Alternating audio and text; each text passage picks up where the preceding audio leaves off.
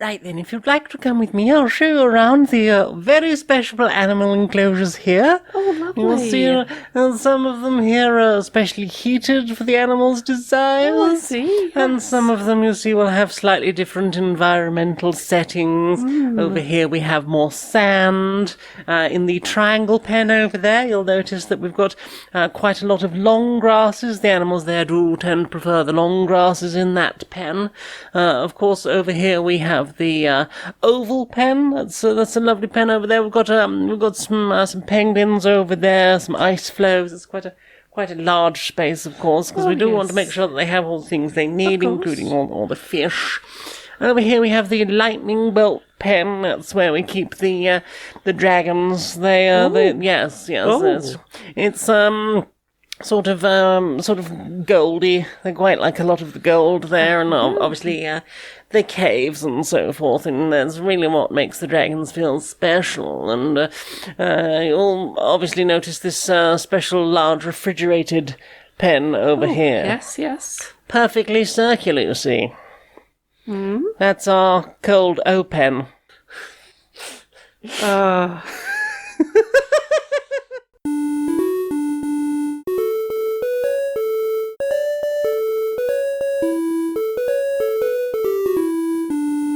Greetings, strangers, queer and pleasant. I'm not Laura Kate Magnet Dale. And I'm not Jane Aerith Magnet Dale, and welcome to another episode of Queer and Pleasant Strangers.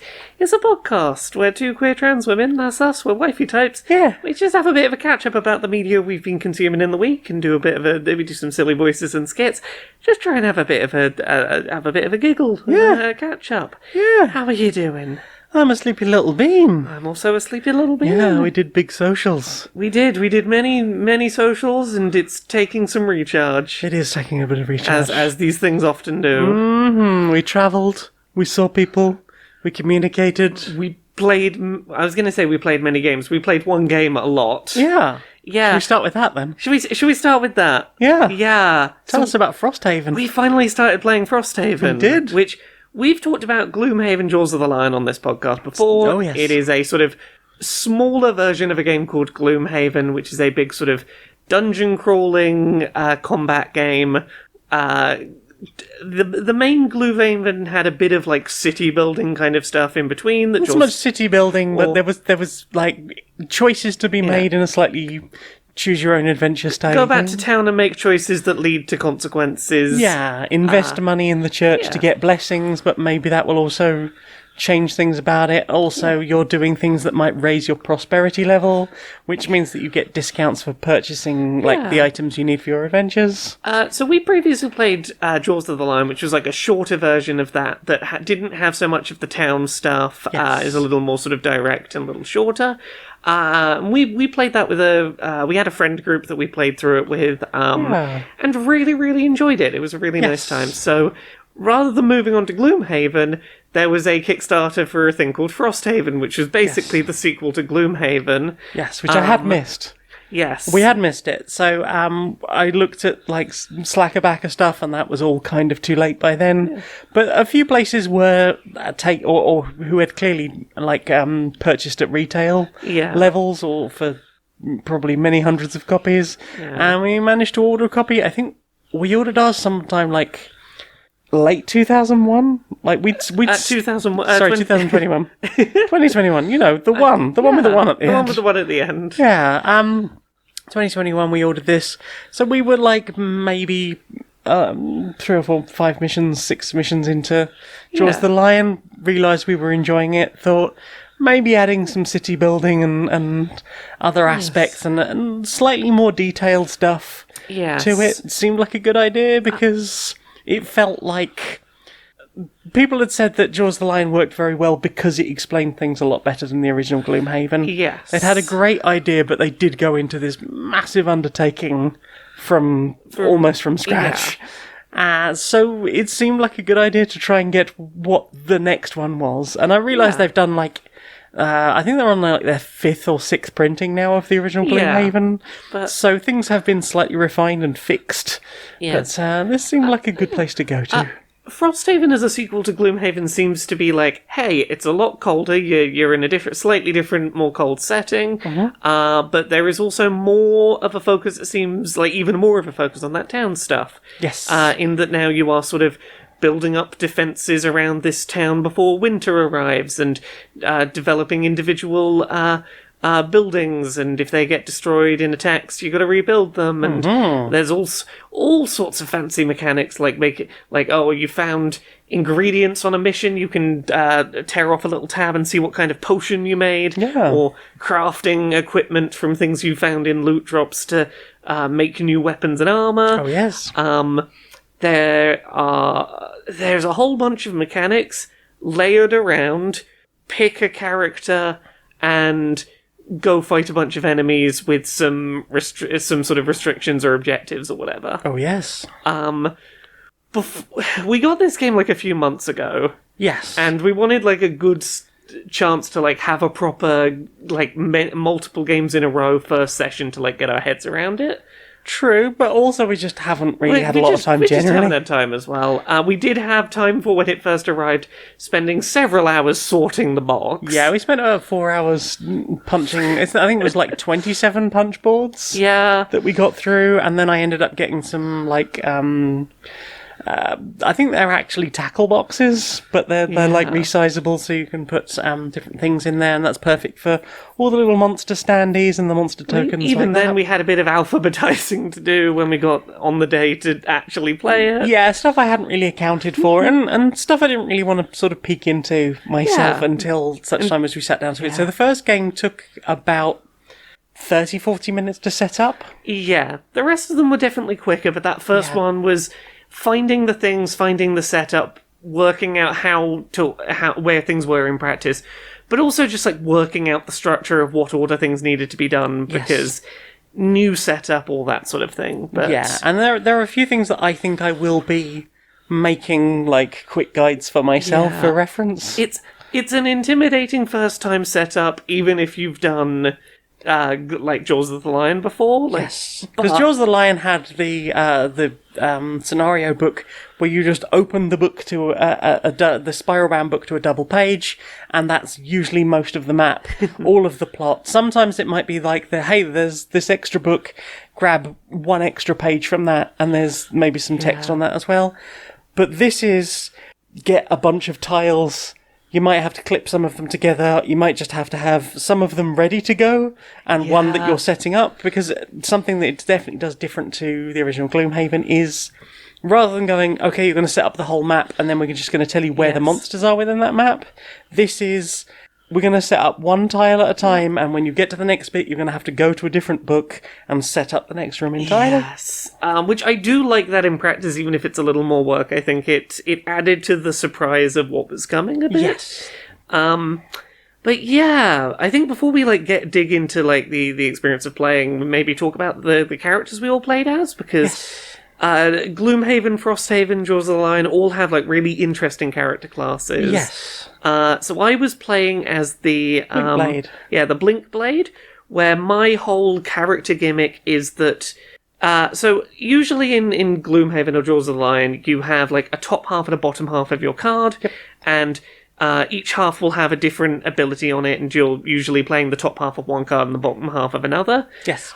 My character has that, but also there's a left and right side to the top and a left and right side to the bottom that depend on whether I'm in fast mode or slow mode. Yes. At the start of each round, I have to declare whether I'm in fast or slow. If I'm in slow, I gain a time token. If I'm in fast, I use up a time token, so I have to sort of manage that resource, which will change my initiative order for where I am in battle, and it will change sort of how my abilities work a little bit. Like, for example, my movement, if I do a movement action, I might get a bonus to movement if I'm in fast mode, or a negative to movement in slow mode.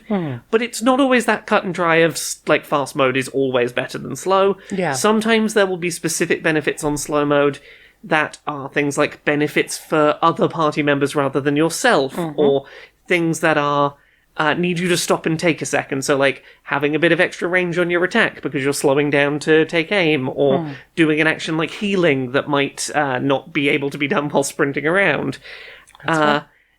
it definitely wasn't as much of a good mode and shit mode as I'd sort of assumed it would be. No, so I assumed it was going to be you're going to be like swift but not do as much damage, or slow but maybe able to do like higher damage output. It's somewhat the opposite in that, like, when you're going fast, you do more damage because you have momentum behind you. Yeah. Which is why, like, you're sort of disincentivized from trying to do raw damage numbers while slow, but you might be able to do things like inflicting a wound or something that requires a bit more finesse because you've slowed down to apply it. Which is good because that's an ongoing potential damaging issue for your enemy. It was an interesting, fun character, not as overwhelmingly complicated as I kind of feared. Yeah, although I think all of us stumbled a little bit through our characters. Oh, of course we did, but that's part of the process of learning a new character in a game where you have limited resources. Yeah, I mean, I had done a little bit of research into people talking about the cards that had been shown like a year ago for each of the starting classes, so I had some sort of thoughts about what I was going to do. I had, from the very start, like the idea of playing the Necromancer type class, who is the Bone Shaper, and she can basically, at the risk of her own health, perform a little bit of necromancy, raise the dead, and or raise spirits, and sort of form an army around her. Yeah, which can be good if you've got like someone else who's quite tanky and needs a bit of a buffer, so you can raise an army of skeletons around them. They can be good for like being disposable attackers against enemies that have retaliate, where you don't want to risk taking that retaliatory damage. Especially since one of the bottom actions of my card that I can just leave on the table is it allows my skeletons to be that they immune to retaliate, or all of my summons can be immune to retaliate, which has been quite nice. Yep. There's other spirits later on, or other sort of things that you can raise as well. I think I've got one that's like a flying ranged creature that can do some quite interesting stuff. But even using like the bottom actions of those cards, like the skeletons are great because they will keep coming back. Yeah. And they'll give me an experience every time, and they'll sit out on the table. And if at the end of the turn I'm like, if I have one more card in my hand now, I will technically get one more round before I exhaust. Yeah. So I can dissolve that skeleton, call that back, but I am going to have to pay the health for it again. I am excited to see where this character goes. Yeah. I think, like you, we've already talked briefly about the fact that our characters have to retire. Yes. That is a whole thing of in Gloomhaven and Frosthaven, you have this whole thing of your character has a goal, a personal goal they want to achieve. In my case, in Frosthaven, it is I want to see 5 individual types of plants. Yes. You can't really do anything to like mitigate that apart from trying to pick up as much treasure as you can. Yeah. And there isn't anything like at the end of the mission you get all the treasure that's lying around. Yeah. It's very much a case of if the treasure wasn't picked up in the mission, it's just gone. Yeah. So it's like I can't guarantee that a deck is A, going to have any of the plants I need in it, or B, that I'm going to get the plants that I need in order to do it. One of our characters has one that's just get 8 pieces of wood, which is, I imagine, is going to be. I think they're probably going to be the first person to retire. Mine is like fairly easy to do, or fairly easy to avoid doing. So if I want to like delay retirement to see more of my character, I think it's fairly doable. Mm-hmm. In that, like, I have 3 very specific enemy types, yes, and I have to kill two of each of them. So, I imagine you've done at least one of those by now. I've done one of them, but I could always like do a bunch of damage and like leave them just shy of death and let other people get the killing blow if I wasn't ready to retire. Yeah. But also, that's not always the way these things go. Yeah. But like, I'll at least have some ability to like know it's coming and to try and mitigate it if that's what I want. But also, you could replay that character again at a later point. We've already played enough that we've unlocked like a whole new class. Yep. Which was quite interesting. That whole aspect of because one of the things you have this big sort of map with all of the places you can go to. Yeah. And it starts off, you just have like your first mission, Yes. Or your zero mission if you've never played a Haven game before. And it'll have some sort of arrows going after you complete it. These ones are options. Yeah, and sometimes there will be linked missions, so rather than having to keep going out on the road and doing road events, which might do you harm on the way to a mission and potentially be tricky or set something up for later, it means that you can just sort of stay out on the road and keep doing a few things. It also stops time passing. Yes, which is important for the whole trying to say, get defences built up before winter. Yep. Like, the fewer times you have to stop and go back to town, the more efficiently you're using your time. But you can only achieve a level up if you go back and do downtime at the town, which means that you might have hit your threshold for levelling up, but if you're still out on the road trying to gather more wood to make more walls, then you can't actually level up and you can't get new guides. I've hit my threshold for the next level, but we've got a linked mission coming up, so... I'm like 2 away from mine. Yeah, we played maybe 6 or 7 games of this over a few days. We made a few mistakes, but we got there. It's a big, complicated game. There's going to be stuff that we're going to realise, oops, I shouldn't have done that. But, you know, it's part of the learning. Yeah, and I don't think we've, done anything, catastrophic to the game. No. But I think we've all started to get our heads around sort of how to play our characters. Mm-hmm. We had a couple of missions that required us to be a bit more economical with our resources, and I think that helped us sort of work out how to not burn out too fast. Yes, we had a couple of things in the first rounds of first few missions, which were just fight things. When everything's dead, you win. Yes. And then we had a couple that were... Okay, here is a bunch of long tunnels. You've got to run through them as fast as possible. Yeah. Get to the end. If anyone gets exhausted or dies, that's it. Or you are in this environment and you're going to be in this environment for this amount of time. Be alive at the end of it. It was fascinating to see a video game mechanic, I'm not going to say which, used in a board game in that way. They did a pretty good job of translating that mechanic into a board game mechanic in a way that felt good. Even me with my aphantasia managed to just go, I can see what's happening here. This is very cool. Follow this.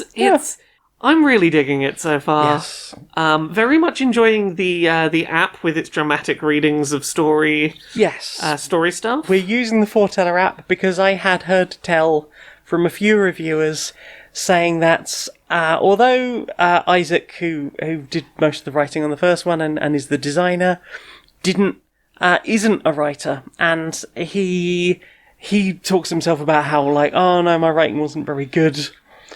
I feel like the writing in Gloomhaven managed to convey things perfectly well. So if you're reading out of the book to the table, explaining what's happening, having the start of a scene be, you're approached by this person, they look like this, they're dressed in this manner. It's a little functional, but it does the job well. As opposed to going, text, dialogue, said the small quadrille. Yes, you've started reading out dialogue in a voice and you get to the end of it and go, oh, that's not appropriate to who was talking. Indeed. So, I've heard a few people say, you might want the Foreteller app for this. I've enjoyed having, every now and then just a little bit of dramatic radio play happen.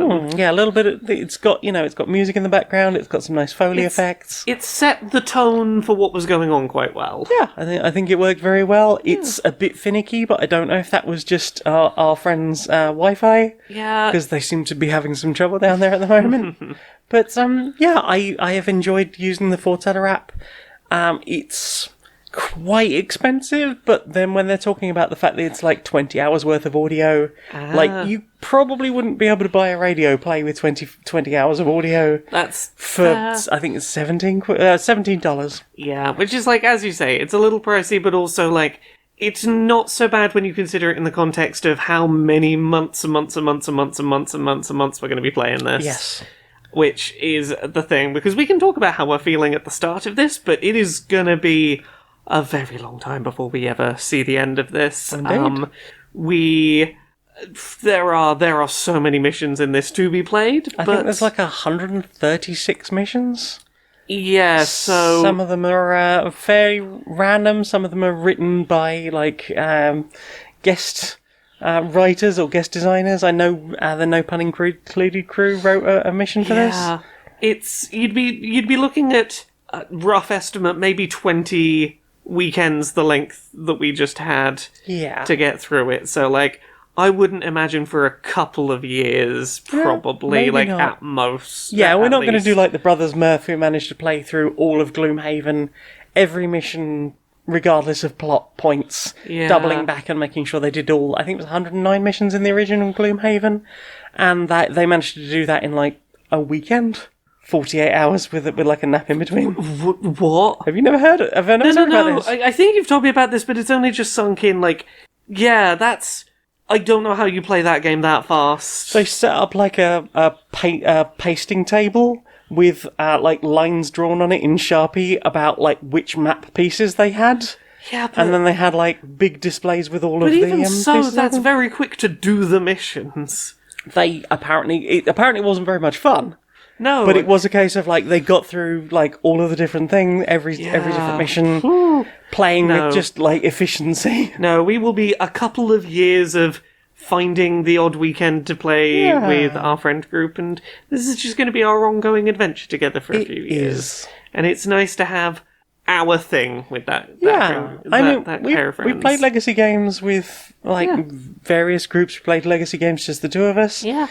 We've got like a pair of board game friends we play a lot of like the shorter legacy games with, and yes, I mean we played through Pandemic Legacy Season 1 with them. Yep, we're doing Betrayal Legacy. We did Clank Legacy. We're going to do the other seasons of Pandemic Legacy because they've got those sitting on their Kallax. Yeah, but yeah, I don't know how much else there is to say right now, other than I'm very much enjoying my first impressions. Really enjoying it. I am glad to play a full-sized Haven game in a non-digital form, because I played original Gloomhaven on PC, and you do lose a lot of the mystery in many ways, because...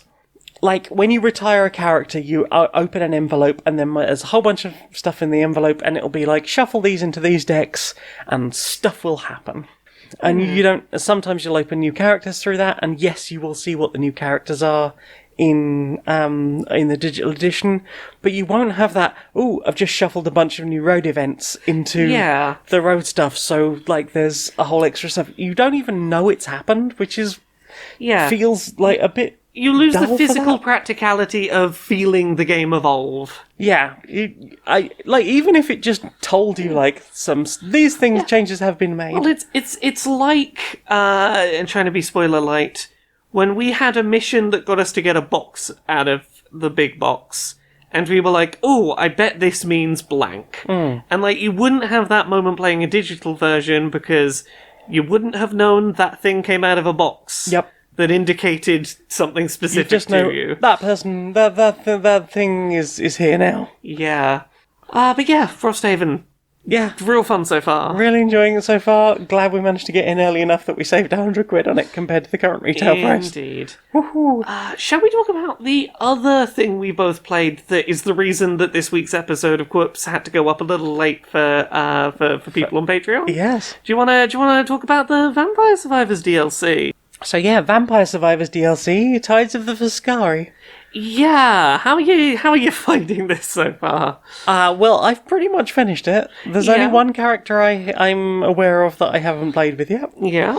So I've like done all the unlocks, or found all of the items, all of the combination stuff. Because we've had this since sort of tail end of last week. Yeah, but like when you consider we had 4 days away. Oh yeah, we've had a couple of evenings, and like you played a bit in bed one night, but yeah, we put some time in. Yeah, really enjoyed it. I definitely enjoyed it more than Moonspell. Agreed. Like, don't get me wrong, I enjoyed Moonspell. Like, I liked some of the aspects of it. I thought it was quite cool having roofs. Yes, roofs was a fun idea. Yeah. I think I like the environment better. In many ways. I think not being grassy helps. Not being snowy helps. Yeah. So the lush greenness. Yeah. I think the narrowness, this is probably going to sound a bit weird, the narrowness of the walls in the mazes, and there are several really mazy areas. Yes. Including like a specific hedge maze and then Yes, the forest area. I was thinking of the hedge maze, but yes. Like there are a couple of places that are a bit sort of mazy to find your way around. It's not even so much the finding the way around that I found interesting about those. It was the sort of limits and constraints it puts on your ability to move by the nature of it being sort of a little confined, which forces you to be a little different about how you avoid incoming stuff, which was interesting. Yeah. But also, I think something about the way that generally, especially like the hedge maze, it was a lot narrower. Yes. Earlier on, certainly, if you've got like the charm power up on, I think that was from the backcountry. When you finish backcountry, you get charm, which adds like a bunch of extra enemies to the screen. Yeah. If you've got charm and maybe a lot of curse, then you might find from about 20 minutes you cannot navigate the hedge maze. Yes. Because there's just too much happening and it blocks all the walls. Yeah. But generally speaking, you can sort of get around there quite easily and work your way around. Yeah. And as opposed to Mount Moonspell, where when you were inside the mountains, sometimes you just couldn't really see where to go or how to go there once it got too swarmed. Yes, everything just got a little bit like... Unless you had something like the pentagram to do a room clear to give you a second or so of like a flash of visibility. Yeah. You really had to go in there like early run and get a feel for the layout if you were going to be in there later. Yes, but also that is a hard area to be early run because the like demon things in there they are real sturdy and they don't knock back. And plus you've got the big skeleton things. Yes. Which will start chasing you forever, and there's 4 or 5 items in that mountain area. Yeah. Like, it's difficult to sort of get in there early, and it's difficult to see once you're in there late. Yeah. So it is sort of playing it a few times and working out the best time to go and do those things. There was definitely less of that in the new DLC. Definitely. Much less of that. Yeah. There were a couple of things, and I don't know if these are just because we were playing an early version of it. Like, the beastry stuff isn't in yet, so... Having played review builds before release of the DLC before, I suspect that is just because it's a pre-release build. Like, in my experience, that stuff, like, sometimes just pops up on the main build like an hour or two before the game goes live. Yeah, but what I was going to say is there's a couple of other things as well. Like, there was one point when I found what looked like a shortcut, because there are little shortcuts in this. I was like, so once I'd found one, I was like, I'm just going to keep looking out for shortcuts. And I found this, like, one thing, and I was like, something is definitely happening, because I'm getting that pie effect from, what's the first level you start, like, in the base game of Gloomhaven? Vampire Vampire Survivors? Yes. The Green Acres? Green Acres, and, I think that's the bonus one, but... Oh, you know what, I know what you mean. But that level, and there's a whole thing where you go up to the top of the screen and you follow the pies, and you find the person that's so slow they go backwards and shoot backwards. Yes. I was getting that effect. I was like, pies, this is probably a secret character.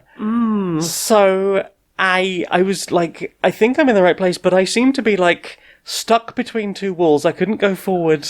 Back seemed to be taking me away from the source of pie power-up. I mean, look, either that is a thing because you're playing a pre-release build, or there is some weird trick to it that the internet will work out within a few hours of the game. I worked out several hours later, or several runs later, that actually if you don't walk under that thing and go up and across the top, there is a way into this hidden area. Like, there's a huge square hidden area that looks like like rows of planted crops or something. And it's basically, if you can go in from the top there, you will find a lot of this one enemy that when you kill it will fire pies at you, and eventually you'll kill enough of them and you'll get a secret character unlock. But I was like, I don't know what's going on here. I think I'm in the right place, and I'm too afraid to move in case I lose whatever bonus I'm getting to get this character. But then I finished the level and I was like, yep, I've definitely unlocked this character. It's all good now. Hooray. The enemy variety is really interesting on these. I very much enjoy the enemy I'm going to call Colin the Caterpillar. That is, I love that exists. Yep. I'm very glad that little friend exists. Oh, yes. Yum, yum, yum, tasty friend. But otherwise, not really cake. No, That's one of the few mystery entries that isn't. Yeah, it looks like cake, though. I would like to eat the cake. Tasty cake. Tasty cake. Tasty cake. Yeah, I'm loving the new enemy variety. I'm loving... weird thing to say. I really like the lamps for this area. Yes. I really think they're very nicely stylized. Yeah. There's like whole mystery things of the big crystal. Yeah. I was like, there's a big crystal. I feel like this probably does something, but I do not know what. I am enjoying the new characters. I think that they feel suitably different to anything so far. Yes. And I appreciate the novelty. Yep. Yeah, I'm trying to think of how many new characters there are, because I've got the secret one, 2, and then I think 3 others. So there's the one you start with. Yeah. Which, that chain of weapons that they are able to get naturally is fascinating. Indeed. And it's unusual for vampire survivors to go, hey, you got all of these things, now you can pick them up again. Yes. Because you've evolved it into the next layer, you can go back and get another copy of those first ones. Yeah. Which, considering how good those individual things are, that's like, I'm very tempted. Yeah, it is a fun thing to spec into. I don't know if you can double evolve that. I doubt it. I mean, I wonder if you could double it by getting all but one again with the rest of your slots, and then getting something like the candy box and getting the final one you're missing again. I don't know whether the candy box would offer it to you if you've already... Because I think you can get all 3 of them. Yeah. I don't know if you can get all 3 of them twice. I haven't really had a chance, but I'm curious. Something I might have to experiment with before. I'm curious if you could. But yeah, I'm really enjoying it. Enjoying the new areas. I love the new layout. I love the new characters.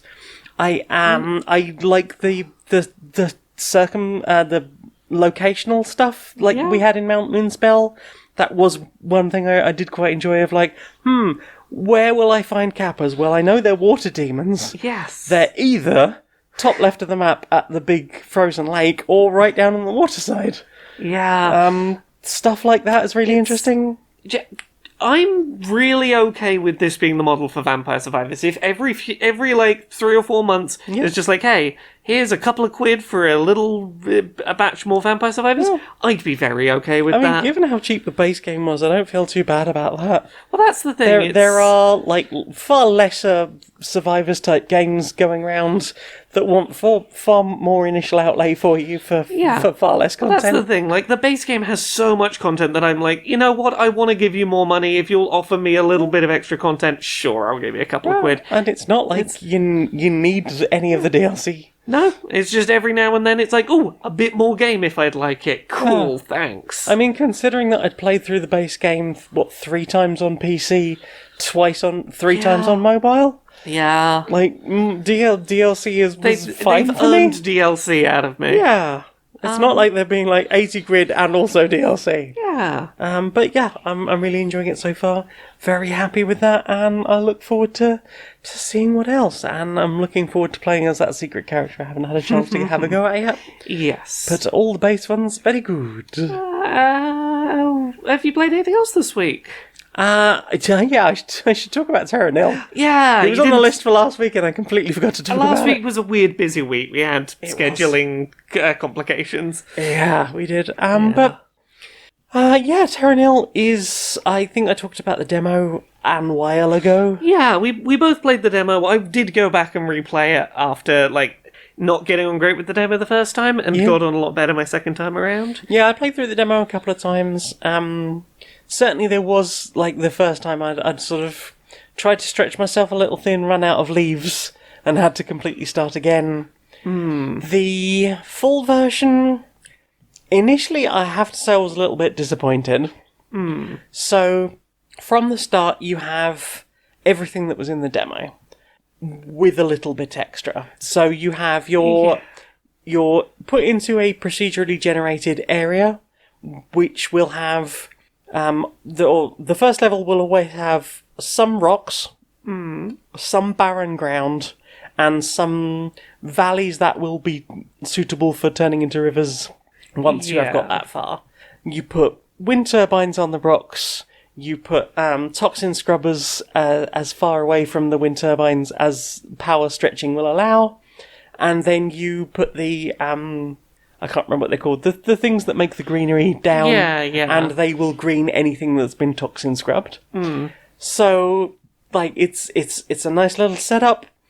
Eventually you'll be trying to work sort of slightly further along things. You'll maybe flood the rivers with a water pump that will allow you to, like, calcify some rocks out of the water, building new windmills or wind turbines, or even getting the excavator device that will, like, shoot a little mole thing along a trench, and you can fill that with water and then calcify to the end, and it allows you to get slightly further through. And then you're trying to do things like, okay, well, there's a tree over here.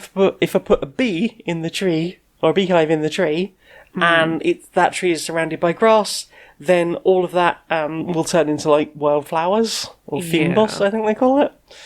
And then you've got, like, a whole option of, hey, you can start controlled fires, and if you set fire to the fynbos, you will have nourishing ash, which you can use to build forests. Yeah. And then, again, the forest now gives you more trees, so potentially you could build fynbos. You could build, like, a load of grass next to where you've got trees, then put a beehive right on the edge of your forest, and you will have the two next to each other.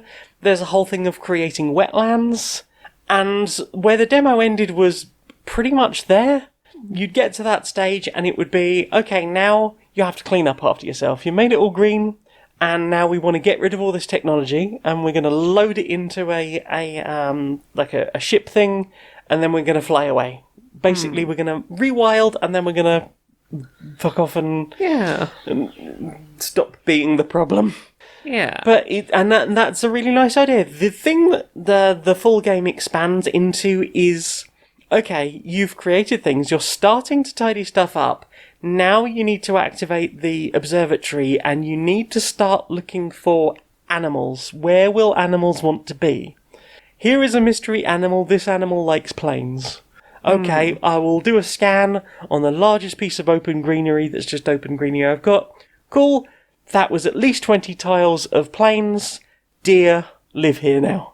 Yeah. It's like, yeah, you have deer now. That's very cool. It's like, and then it'll be other things like, this waterfowl likes living in lakes. I was like, okay, well, I've got a large open watery area. Cool, I've got geese. And then you get slightly more complicated ones, like this one wants to be in wetlands near fynbos, near wildflowers. It's a reptile, you've got a little froggy. And it's finding places where you've built the right kinds of places, or even going, actually, I'm going to go back a little bit to the terraforming aspect, and grow some forest on top of that mountain. Because if I grow forest on the mountain, and it's like there's enough forest, and I'm at elevation, and I'm near plains with deer on, then I can have bears show up. Because bears need forest and elevation and a source of food. So that was a really fascinating aspect, if a little frustrating at times, because you don't always understand why a scan doesn't work. You'll get feedback saying things like, it wants this and this and this, and you've almost got that, or you'll scan something and suddenly it'll go out of date. I was like, I don't understand why that's out of date. I've literally just done it this second. Why are you saying that data's out of date? Okay, I guess I'll delete that. And each of these scans cost you funds, so if you don't succeed at them, then potentially you can lose the level at the very last point. Which kind of sucks. And I feel like that might be just a bug they need to fix. Because just say, no, it doesn't work, and for this reason. Because I think the reason is, in the second level especially, there is one creature, I can't remember what it is, I think maybe turtles or flamingos. They don't want to be anywhere near any technology. So you have to have already cleaned it away and have, like, some water and some mangrove space. Then the flamingo will come, but they have to be nowhere near technology. So if you scan an area and it's like, yes, it's perfect, but also no, there is a building there. Sometimes that is the answer. And then once you've got enough animals, at least 3 in each area, everybody's like, okay, time to clear up and go home. Then you can clear up and it'll leave and you'll move on to the next area. I like the idea of scanning for the animals. It feels a little bit buggy at the moment. And I don't know if that's intentional or not, but it's a bit of a pain in the arse to properly understand exactly what is desired. If it's intentional, they haven't conveyed it in a way that gets that across. No. Yeah. I think the procedural generation sometimes lets the game down, meaning that if you start an area and you're really struggling and then you accidentally overspend on your leaves fund, then the game will just be like, hey, you can restart, and you'll restart the whole area from scratch. Yeah. And it feels like it needs to go back, like maybe one of the stages rather than a full restart of the level. Because when you restart the level, you don't necessarily restart the same area. You will get like a whole new spawn, and it suddenly go, oh, this is way easier. Yeah. And that feels a bit weird. I can see that not feeling satisfying. Like, I don't know if it's something to do with the spawning in general, or just... I don't know how you would work that out. But just not terribly consistently balanced generation. It doesn't always feel consistently balanced now. Yeah. And maybe that's just me, that I've only played through it like 1.5 times already. But I played all the way through the base game. Yeah. There are 4 levels. Mm-hmm. They each have different areas, and they will have different kinds of animals that you're trying to locate, and different requirements. So the first one, whatever else you do, it is always going to be a place where you are building wetlands and fynbos and forests. The second level is always going to be, you need to create coral reefs, and you're going to want to build, I think it's rainforest, which means you need to build, like, initially you want to build canopies to protect the trees, but then you need to take the canopies down because otherwise parrots won't spawn there. And obviously you want parrots. There's this whole mechanic that is a little bit frustrating from that second area involving monorail systems. Okay. Monorails will connect together if they are close enough to each other. Monorails can only be built on stones.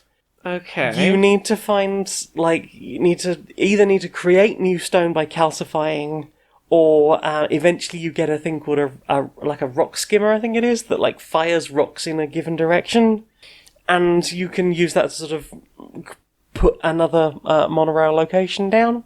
Then you can use the monorails themselves to like pick stuff up and put it down in a different location.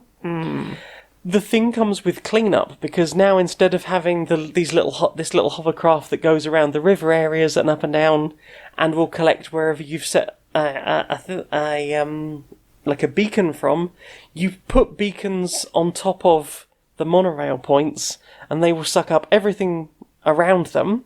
Yeah. Sometimes that means that you will accidentally cut off the monorail and have to rebuild it so that you can get to another point further along.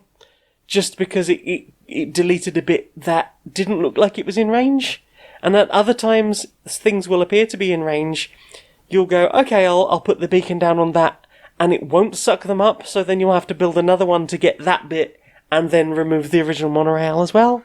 Yeah. Again, it's a weird little things that can be a bit frustrating. Fiddly in a way that doesn't feel satisfying. Yeah. The third world is based around...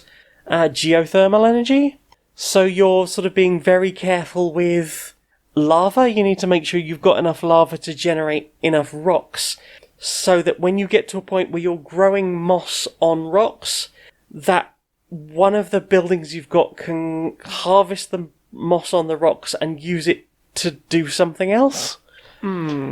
And if you haven't created enough rocks in the first place, you have to start the whole area over again. And the first time you play through that, you don't really know that that's coming necessarily. Yeah. I think I played through that like 3 times before I fully understood exactly what it meant by some of its mechanics. Yeah. Even though it had a tutorial there.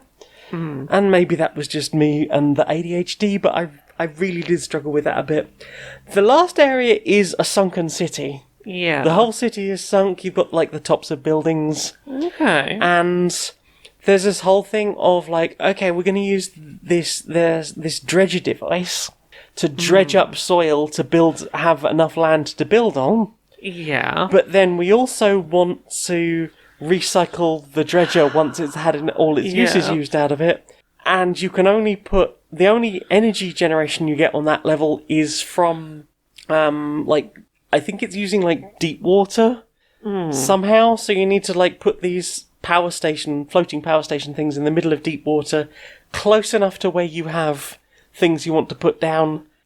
Also, you're slightly recycling some of the buildings, and you're messing with the general seismic stability of the area. And it really made me quite sad, I'll be honest. Yeah, it because sounds when you get to it's not that the city is dead and the city is drowned. Obviously, I have my environmental fears about that generally. It's when you get to a point of you've been completely unable to avoid injuring the stabilization. There's a huge earthquake, and all of a sudden all these bunkers rip open, and it's full of radioactive waste. Which means a bunch of your stuff just starts dying. Oh no. And you've got to find ways of pushing away or cleaning up the radioactive fumes enough that you can get close enough to then clean up the radiation. And then go back to growing things again. Pretty damn intense. It's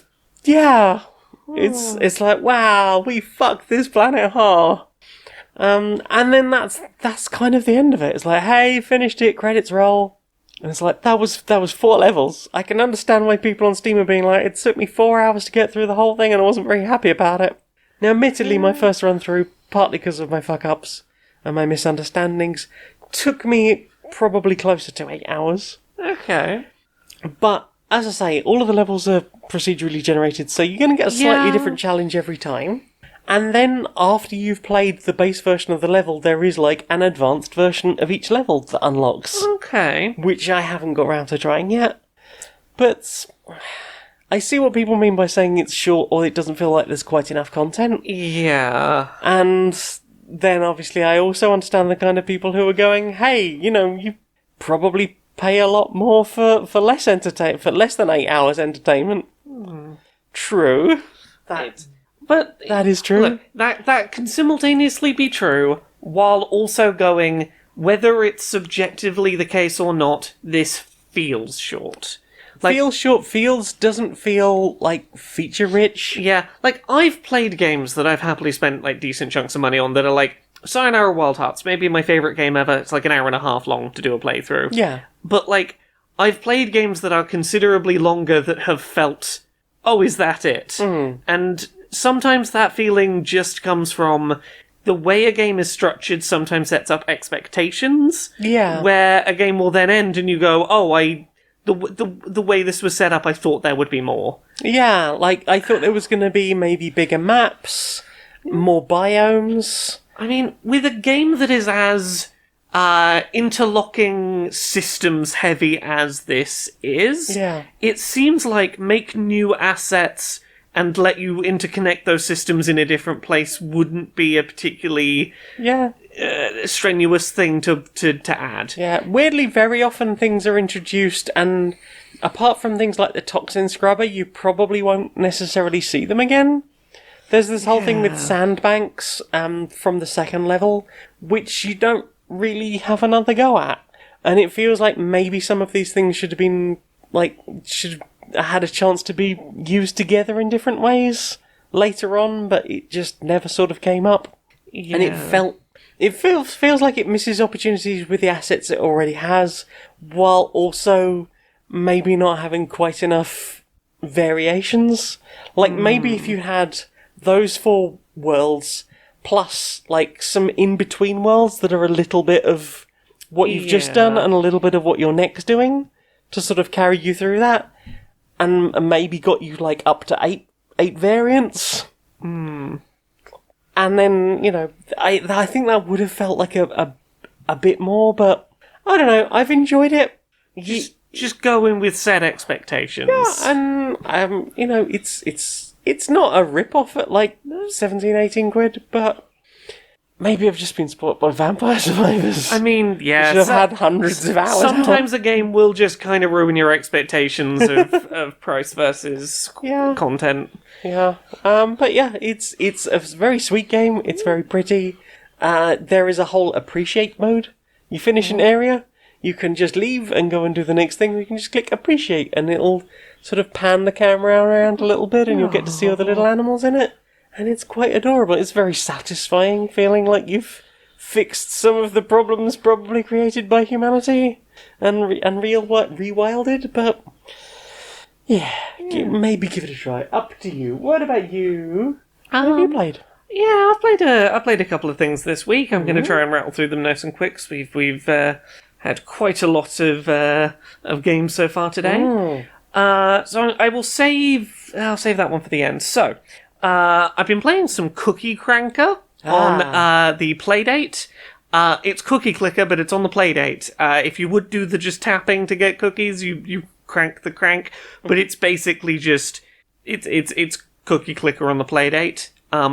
If you're looking for just number go up that's in your pocket, it certainly functions.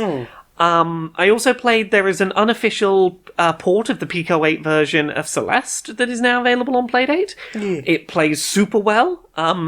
It is surprising how well that game translates over to the Playdate. Zero slowdown issues. Absolute blast to play. Auto-saves after every screen change, which is really appreciated, much like the original Celeste. Of any Playdate game I've played, this one drains battery if you leave it in sleep mode. My experience with the Playdate, largely has been, I can just put any game in sleep mode and not think about it, and it doesn't really have a noticeable impact on my battery. Celeste is the one where, my battery died overnight.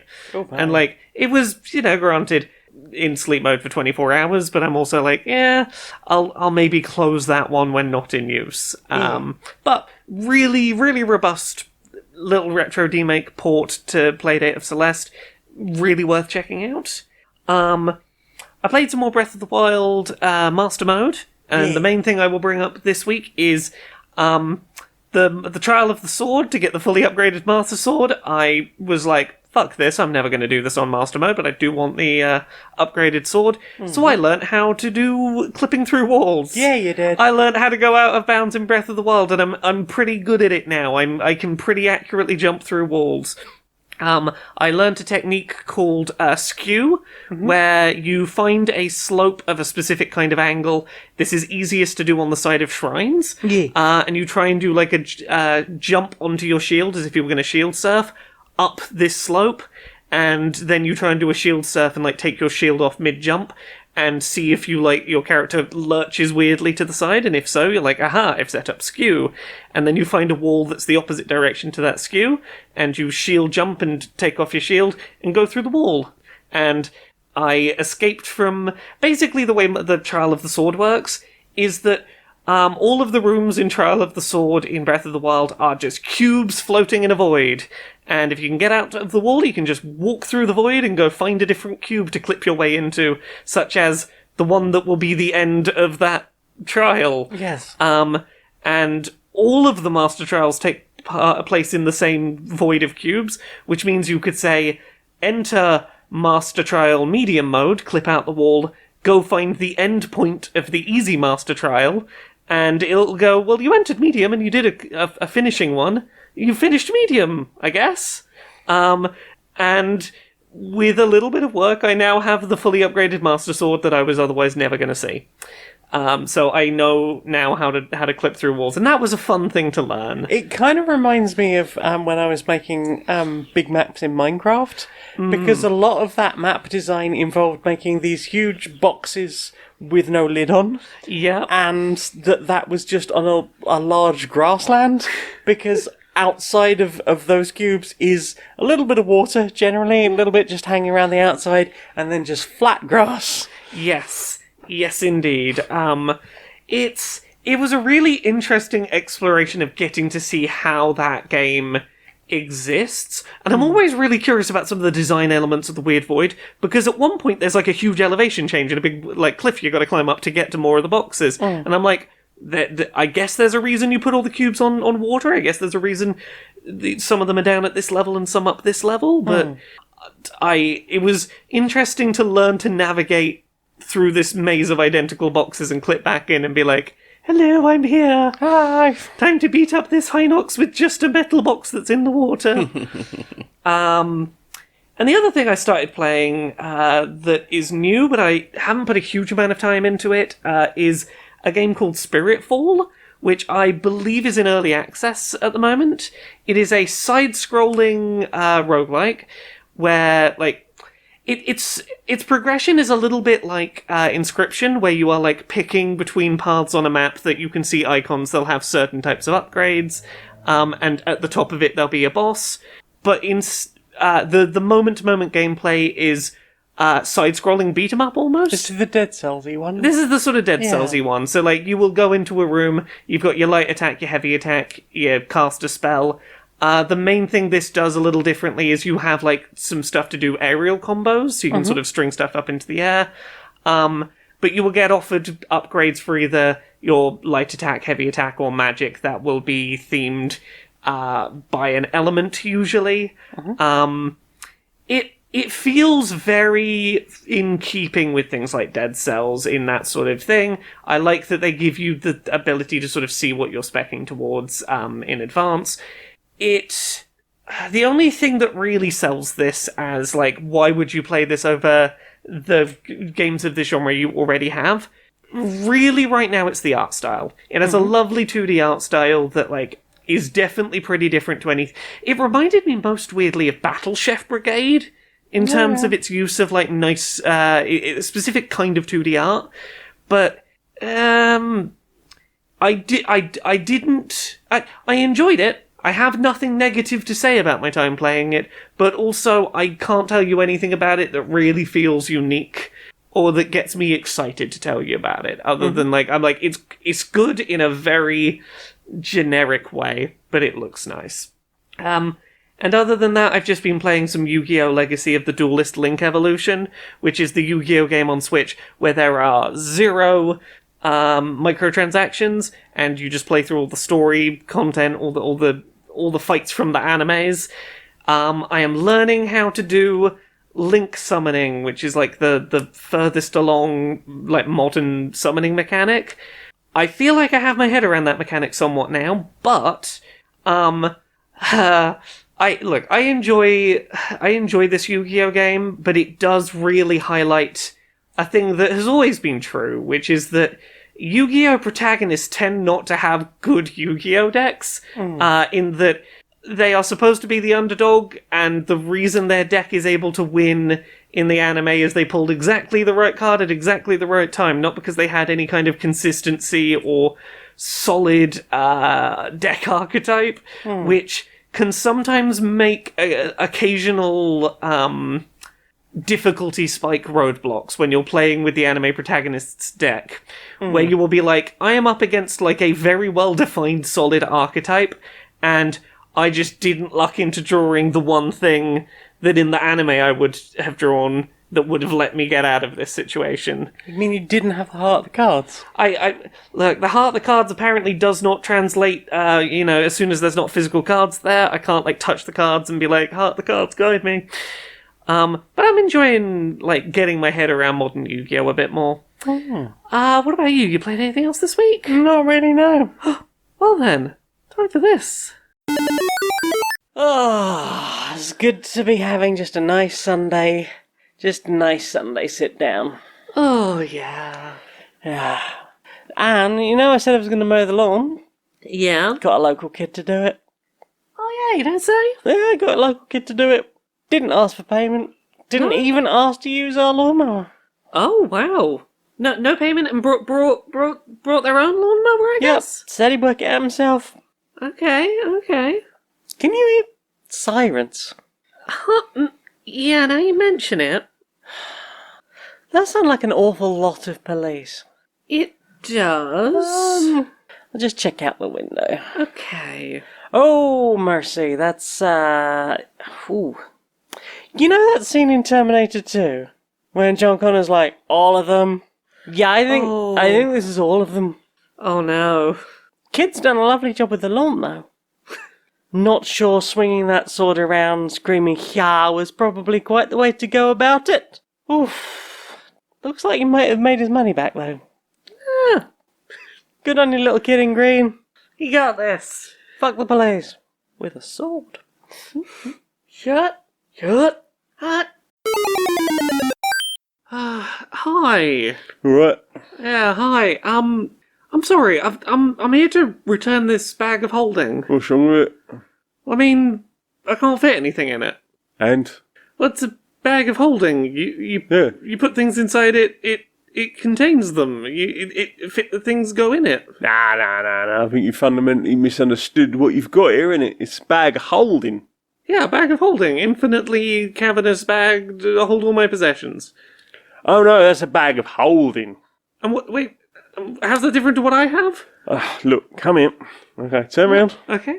And then I'll just drape it across you, and there you go. Don't you feel like you're being hugged? Ah, I do. Exactly. It's a bag of holding, and it'll just hold you. I do wish you'd called it something different, like a bag of hugging, because this is not going to help me on my heist. Oh no, it's not quite a hug. No, it's more just a hold, really, isn't it? Slightly comforting. Portable. I really needed that big portable bag for the heist. Yeah, I think the guard are after you, actually. Yeah, thanks for that. Bye. Hopefully he feels comforted by the holding. So, What have you put in your eyes? We put a thing in our eyes together. We did. We watched that Mario movie. We did. Mario moved. Yeah, the Super Mario Brothers movie, I think it is called. I believe so. Yeah. What did you think of the Mario movie? I went in very aware that it is a kids' movie for kids, and I am not the target audience. Yeah. I very much enjoyed a lot of the references. I enjoyed, especially at the beginning of the film in all the Brooklyn stuff, like spotting the names of buildings and identifying stuff from old Nintendo franchise stuff, including Duck Hunt in French. And I enjoyed a lot of... I enjoyed the texture work. Texture work always good. From Nintendo recently, and I'm glad that the movie managed to carry good textures for fabrics and things like that throughout. I quite like that. There is one character that I absolutely adored. Oh, yes. But I think they were just in there for the jaded old fucks like me. Yes. Yeah, I know exactly who you mean. I enjoyed it a lot more than I expected to. Yeah. It's not a flawless film. No.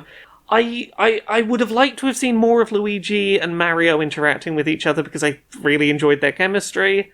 I think that there are moments where like the licensed pop music didn't necessarily add.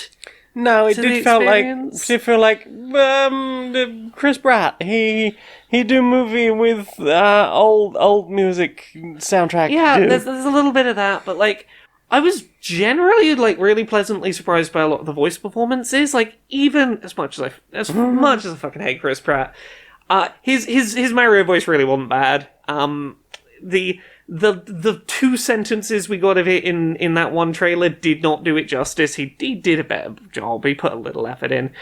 There was only one character whose voice I like didn't think was a natural fit for the character.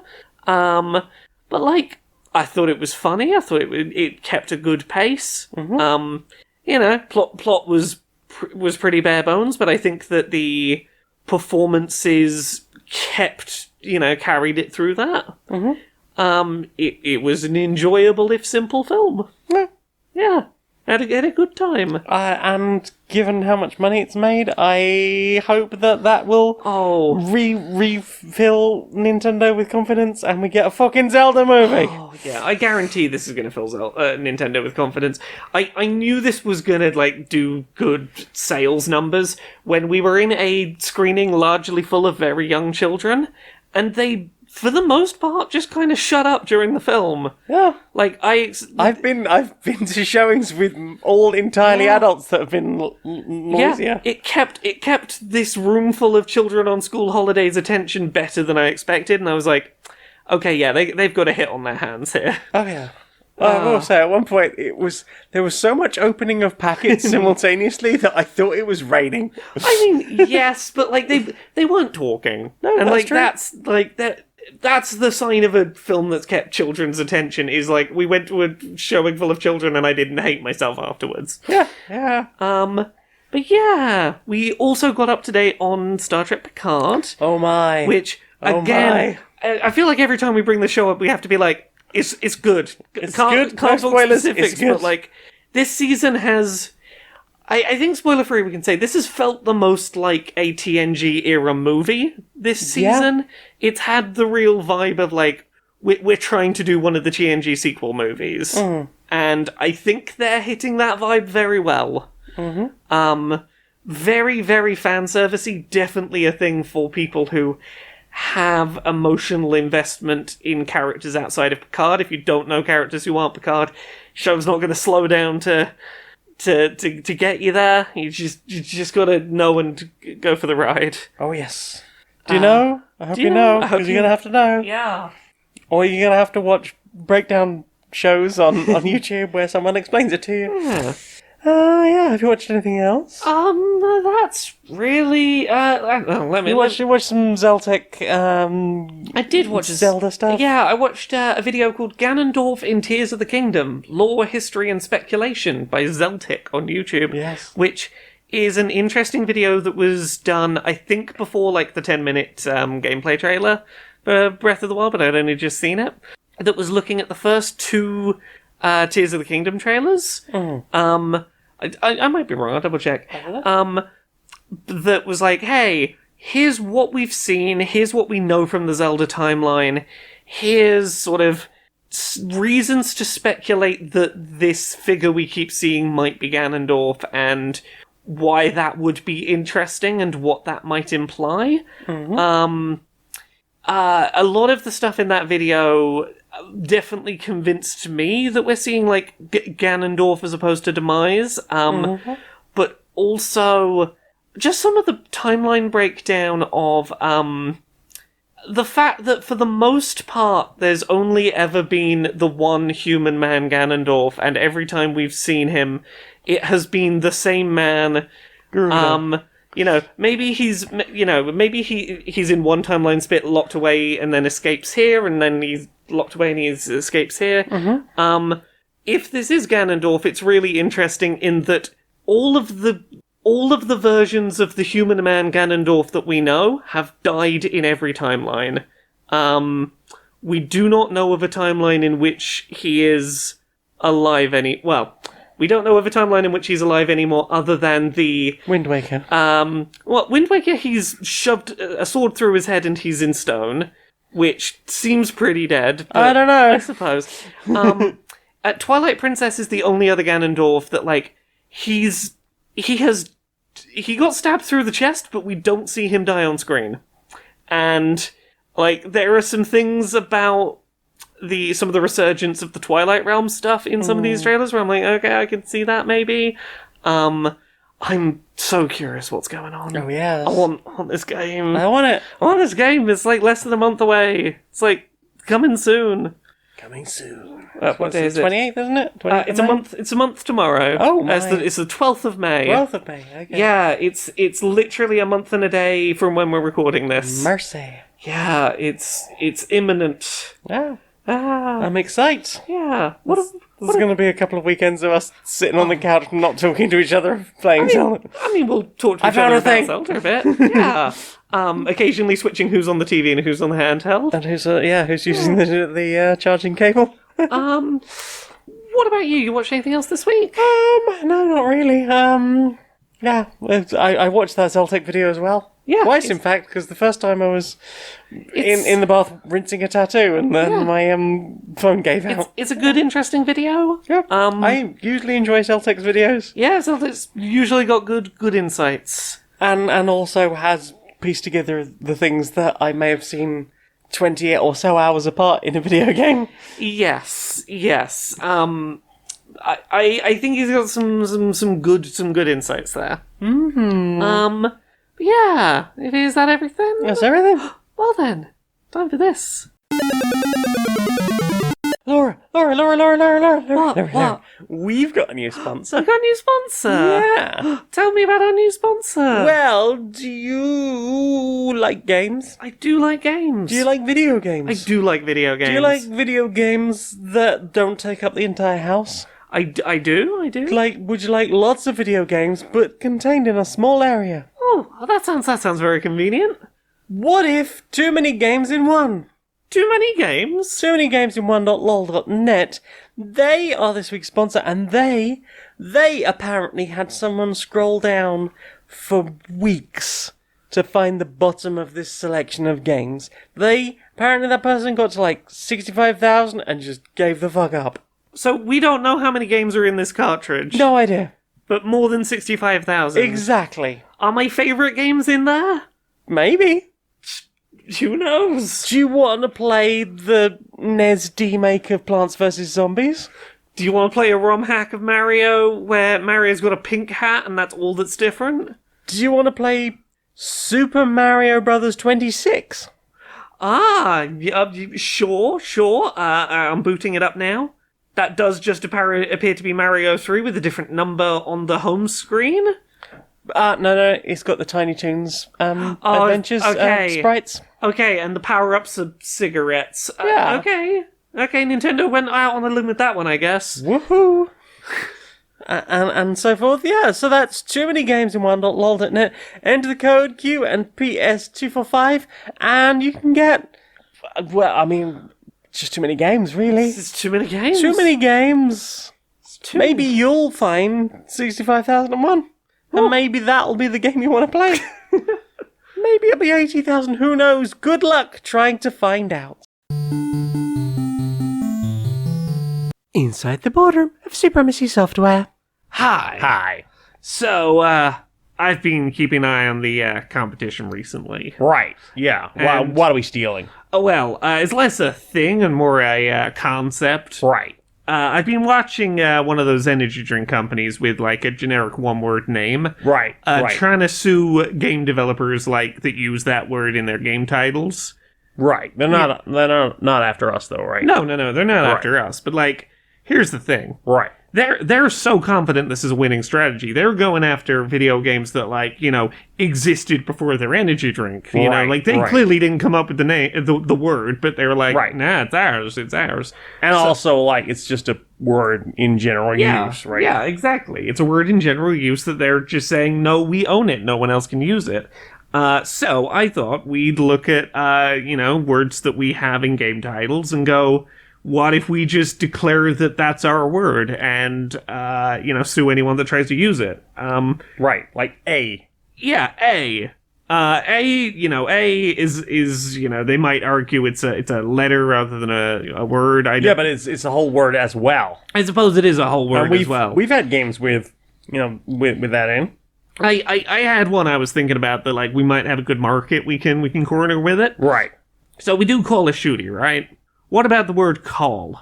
Because then we start going after the telephone companies. We're like, if you say, I'm going to use my phone to call someone, I'm going to call someone on the phone, that's our word. We use that. That's our trademark. Did you trademark the word call? Probably not. Right. Yeah. If you want to make phone calls, we better get that money. So it's now call TM of shooty TM. Yes. call Right. TM of shooty TM. Right. And we go after the phone companies hard. It's in such like casual, regular use that I think they're gonna have no option but to fold.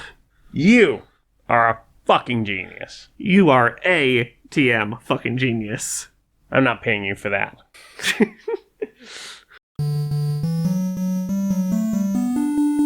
So, what have you put in your ears? Not a lot this week. No?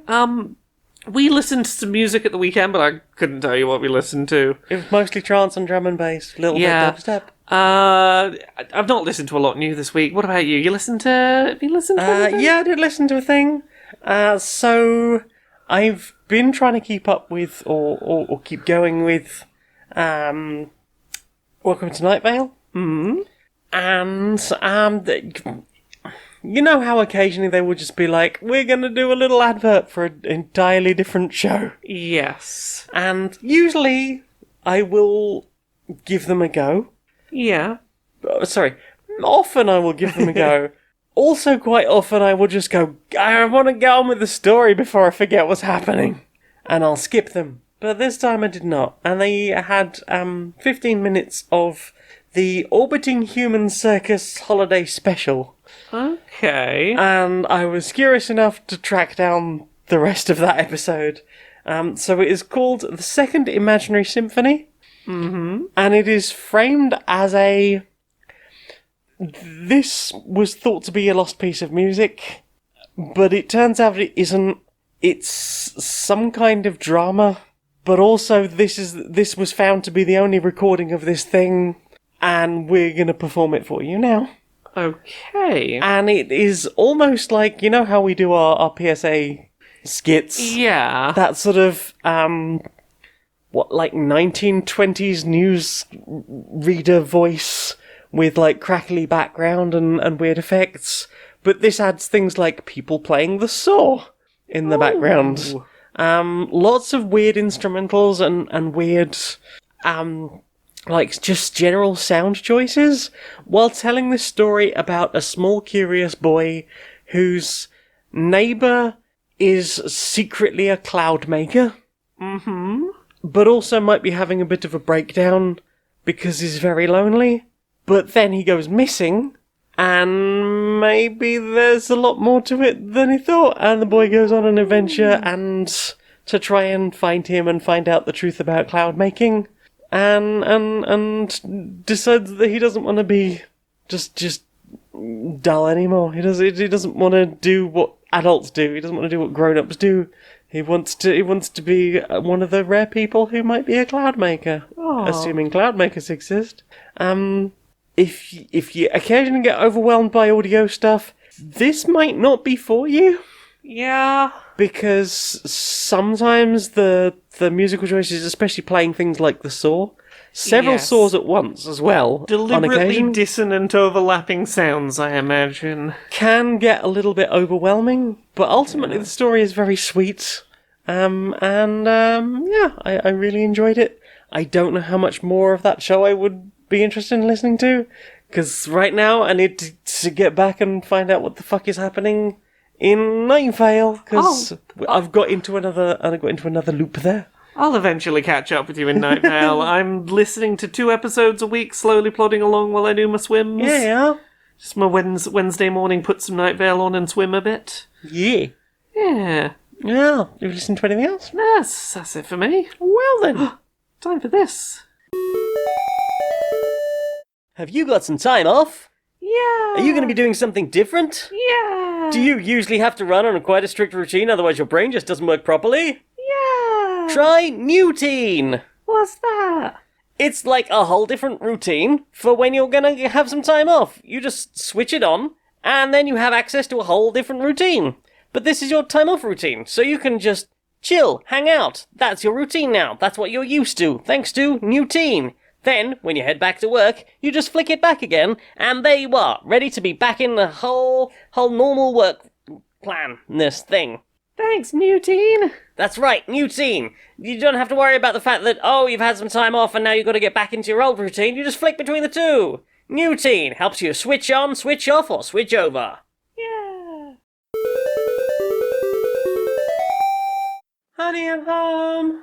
Oh, I'm in here. Just be careful as you open the door. No! Yeah, sorry about that. Have you become a spider and didn't tell me? No. you sure? No, okay, so Are you planning a heist? no, I'm not. I know Are it. you sure you? I you're know not- this amount of red string does look like a heist. It does look like you're planning to duck under lasers. No, I'm not ducking under lasers. Are you pretending to duck under lasers? No. Oh. So I've been watching that. I've been rewatching that old Tears of the Kingdom trailer, and Okay. one thing led to another, and I've gone just a little bit down the theory crafting rabbit hole.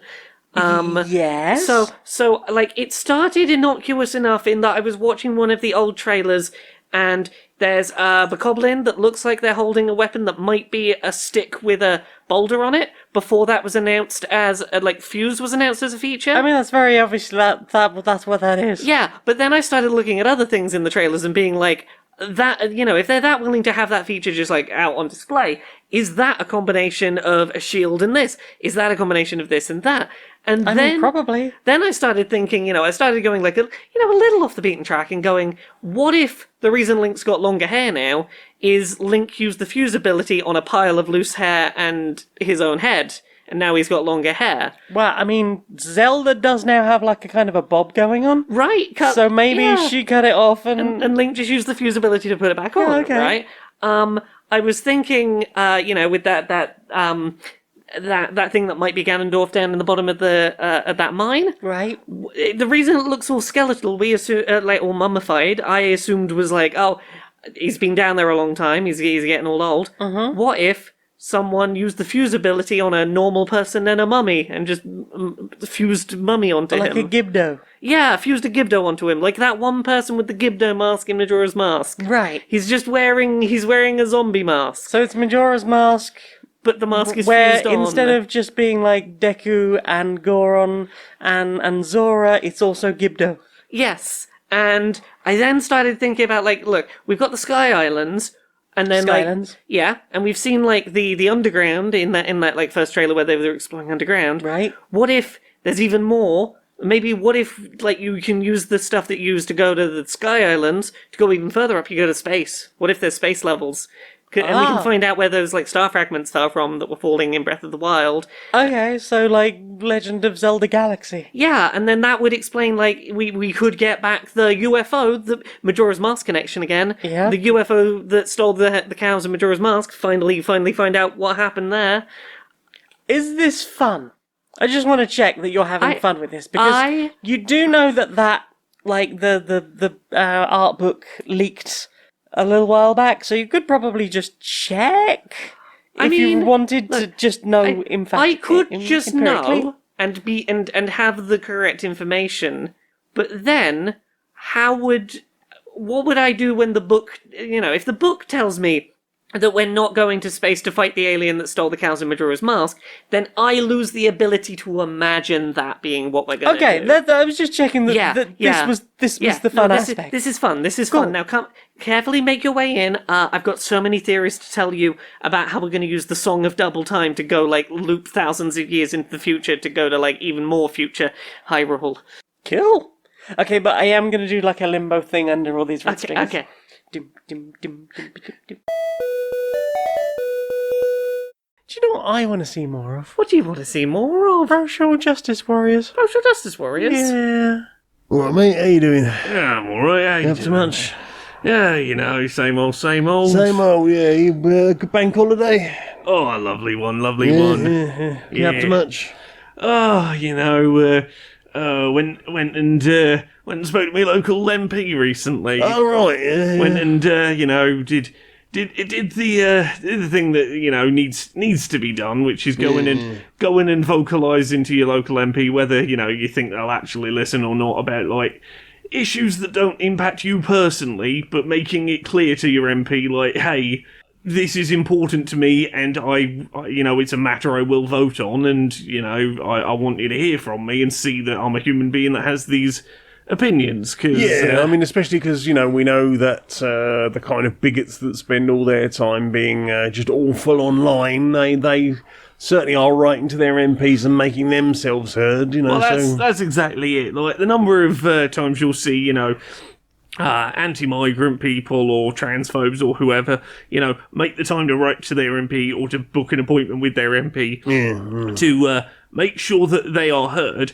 They are very good. Right-wing folks are, pretty good at making it seem like they're the majority opinion because they're the only opinion that is putting the time in to contact their MP. And it's important, specifically for matters that don't personally impact you, because a lot of MPs will, if someone who's personally impacted, like a trans person goes and says, I think things should be this way, an MP might go, well, of course you think you're biased. You're biased, But, if someone who isn't trans comes in, for example, and says, I think that, things should be like this for trans people and should be better, there's less of a ability for them to hand wave it away, Yeah, I mean, I think I constantly hear about a lot of TERF certainly are the kind of people who do have all the time in the world, that leisure time to just spend that time just complaining and making themselves heard, and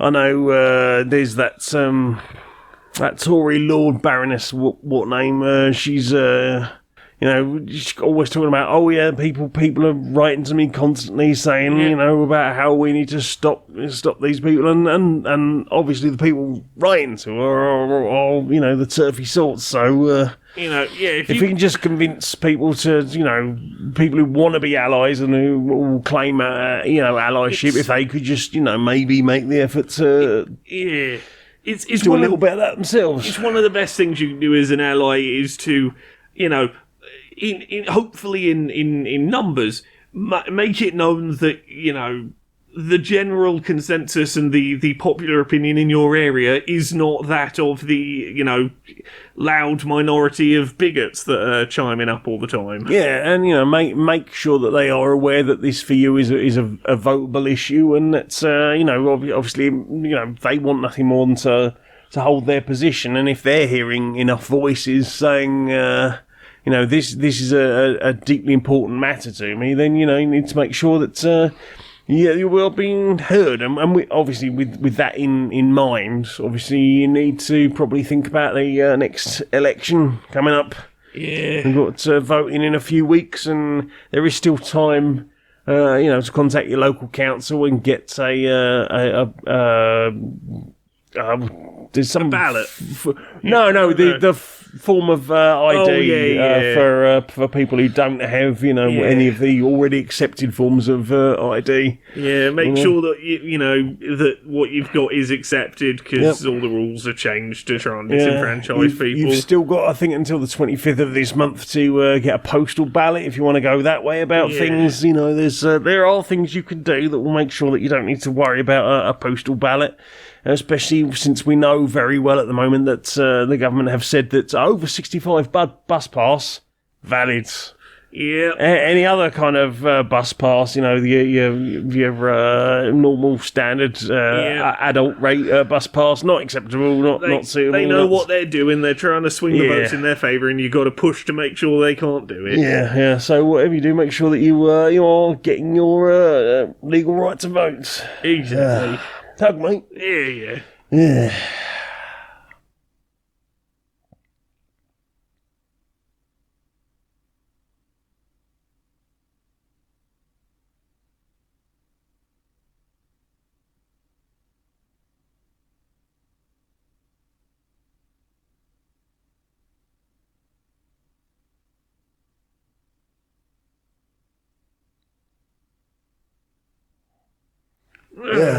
Good on, mate. Good on. Right, I think I'm going to pop the kettle on. Oh, sounds lovely. Nice. So, Laura, Yes? you do things. I do things. Will you tell us about some of those things and when we can find them? I mean, you can find all the things I do at Laura K. Buzz all across the internet, 'cause I've got that good unified branding. Find me on Twitter, Twitch, Mondays, Wednesdays, and Fridays at 10 p.m. UK, 5 p.m. Eastern, 2 p.m. Pacific. TikTok, YouTube, where once a week I publish episodes of Accessibility. Patreon, that's the one that pays the bills. As little as $1 a month over there really helps. LauraKBuzz.com. Just search Laura K Buzz wherever you find stuff, and I'm probably there making stuff. Oh, I did it. There you are. I found you. Oh, you found me. What about you? Where are you on the internet? Me, I don't have unified branding. But I do have a little gathery thing. A tree of links, if you will. A link tree. A linkter.ee. A linkter.ee/Janiac, JANEIAC. You can find music I make, and t-shirts I design, and things I write, and just about everything else. You can find my Patreon, that's patreon.com/stonedmonkeyradio, and for as little as $1 a month, you can help get this show edited, and you can help me do all the streaming, and justify all of the other late night worky things, and the sleepiness, and help keep me in video games to talk about on this good show. And that's about it. Yeah. That's about it. Laura, Yeah? will you sing us out, please, darling? Until next time, be a stranger.